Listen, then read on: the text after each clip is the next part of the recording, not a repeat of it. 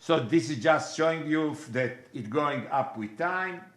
Okay, it's going up with pressure. These are three different pressure going up with pressure. And the same data obtained if you measure the photoglycan, except that the zero time is much cleaner, and with collagen that you measure. Actually, collagen was considered before as the method of choice, and we proved that collagen is as good and actually better because the signal to noise here is much better than it is here. So, okay, we demonstrate that we have both good proof for as a lubricant, as a good lubricant, as a wear reducer, and that was the objective that we're trying to do. Here we can see now the data on the wear, and again, you can see this is the inflamed SF, the wear and the inflamed. Again, saline is quite bad. And you can see here that our DMPC and DMPC mixture are the best in the effect of the wear. They reduce the wear quite dramatically. So these are the conclusions that I told you now. And now we have to do some animal study to show tolerability and pharmacokinetics, as we don't trust the model of the disease, but at least to show that if we inject it, it will stay there for long enough time, so we don't inject every day. It's impossible. And the question, how frequent you have to do it? Once a week, it's not acceptable. Once in 2 weeks, a little bit more. Once in a month, it's acceptable. HA is injected every 2 weeks, every 4 weeks, depending on the preparation. So we have an example we can follow. Now, what's the mechanism of it? So the mechanism we believe is the following. The liposome, they're really pressed on the surface, and because of this, we apply quite high pressure. Because of this, and because they are in a liquid disordered phase, they can delaminate. They form lamellas which actually cover the surface.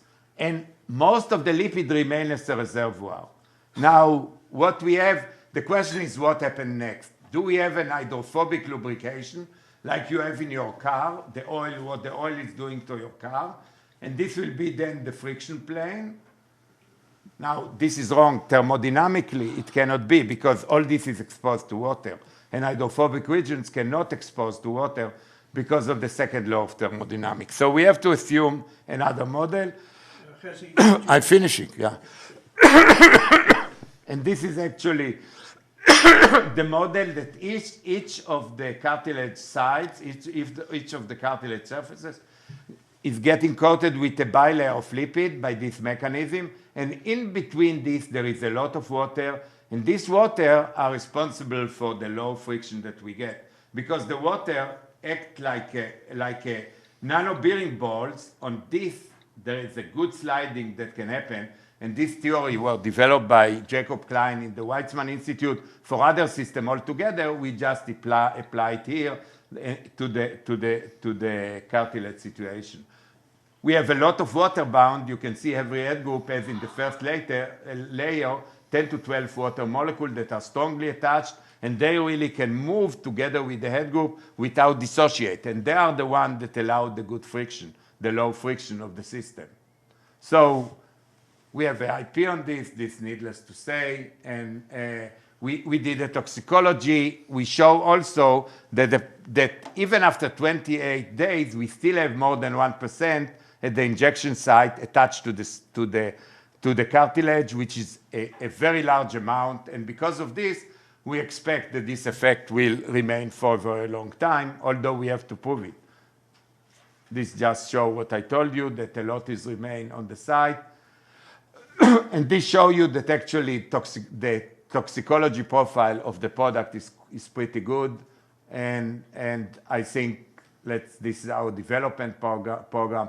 And of course, all the work done by quite many people, not as much as the doxil, because we are at a much early stage. So you can see the people in blue are the people that are students and postdocs that have the major contribution to the field. And Gabi is the one that did his thesis on the wear, and these people work on the aspect of the friction. And based on this, we established a kind of a small startup that really now planning and doing the big toxicology and aim to the clinical trial. And I like to thank you very much.